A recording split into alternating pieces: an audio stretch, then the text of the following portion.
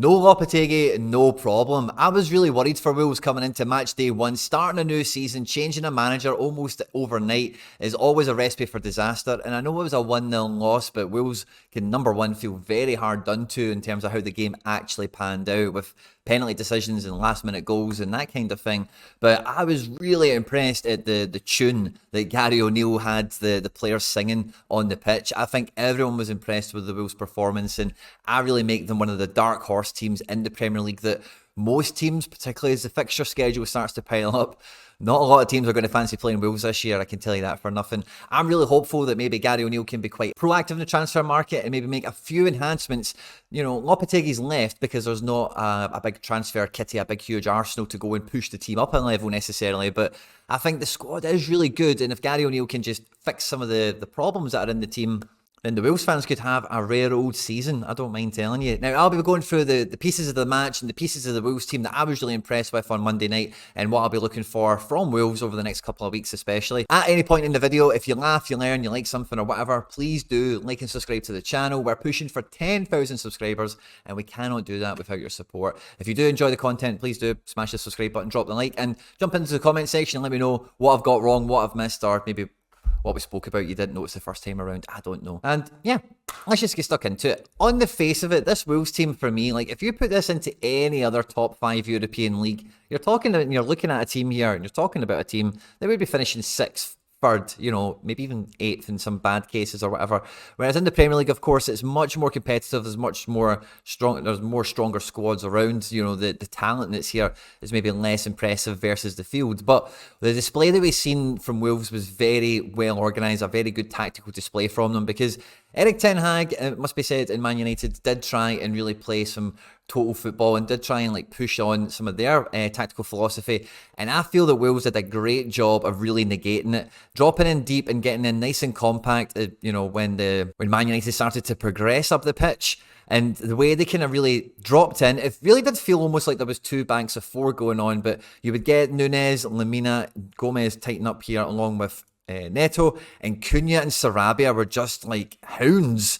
They were going around just giving all sorts of bother all over, you know, the back line, Casemiro, all these types of guys, and really harrying them into possession. Obviously, some of the best moments in the match was the turnovers where Cunha, Sarabia, João Gomez, Neto, these guys were all involved in quick turnovers and had a good couple of opportunities to get at Man United with an astounding amount of shots in the match. 23 attempts. I'm pretty sure I heard them say post-match that was maybe some sort of record. But what this really allowed Wolves to do was, you know, it really allowed Man United to play into Wolves' hands, because with Ait-Nouri didn't, you know, really expand the game too much. He was very much more firmly left back, covering in for Sarabia, because when Wolves were able to build up play, Sarabia would be left forward, left wing, whatever, right?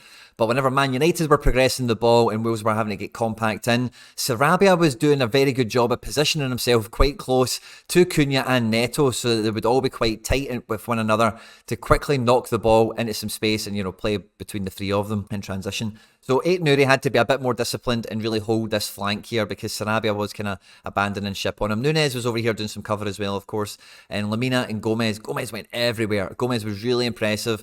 Didn't make the full 90, but he really emptied the tank on this one. He was a really busy player. Lemina looked really solid as well, really marshalling through the middle of midfield more often than not.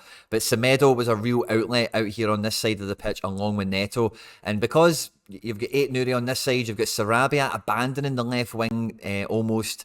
It really allowed Wolves just to play with the attacking players and threat on one side of the pitch and really try and just focus in on the opportunities that they were creating. And that's a really smart approach to take on a fixture by fixture basis. And if that's the way that Gary O'Neill is going to be shaping Wolves week to week, then like I mentioned in the tip off of the video, I think they're going to be very formidable against a lot of teams. Now, for me, Kilman, Sa, Dawson, even all the other players we've mentioned today, they're all pretty decent. But if this team is to really stand up and go up a level, you have to be looking at that defence as the first area that needs some investment into, you know, the forward line. Even the guys that were coming off the bench, Fabio Silva, Sasha Kalashinac, if that's how you say it, and Wang Hee-chan. Never mind other guys that aren't even making the squad, are injured, or are on the bench and not making appearances, maybe even like Matt Doherty, for example. With Daniel Podence linked to Celtic, you know, I think Wolves need to clear a wee bit of the decks, get some of the FFP in their favour, give Gary O'Neill some funds to go into the transfer market, and I think one centre-back would probably do them enough to maybe be in and amongst mid-table, you know, maybe even pushing towards 8th or 7th if they got a really good run of form and really did click in a big way, because the high-level output that is clearly in the likes of Matheus Nunes, João Gomez, and Mario Lemina is a top-end operator at defensive midfielder. And the level we've got of a front three here, never mind the understudy cast as it were, this is a top-end aggressive midfield with a front three that does have a route to goal in it, you know, can take the killer pass, can take the shot, and overall are all pretty good team players. You know, they're all quite famed for interlinking play even before they came to Wolves. I'm thinking about Sarabia and Cunha in particular here. So when you've got real width from guys like Semedo, Aït-Nouri can offer you that if you're going to have more possession and maybe dominate the ball, because Man United is a very tough fixture in terms of Wolves' games. But having guys like Nunes, who's quite happy to get in the box, Gomez, along with Nunes, who isn't too shy either of patrolling these areas, like, really, I could see Wolves killing some teams, really scoring a lot of goals. And it might seem a bit of a surprise because they didn't get any against Man United despite all the chances they created.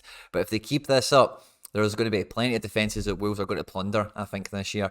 How high do you think Wolves could actually finish on based on what you've seen in the Man United game? And, you know, is it just a defender? Do they need a little bit more than that? I'm quite happy with, like I say, that depth that they seem to have initially in the squad. And I think really defence is probably the area that's most lacking. Let me know what your thoughts are down in the comments section. On screen now with some other stuff that I've made that YouTube thinks you might enjoy.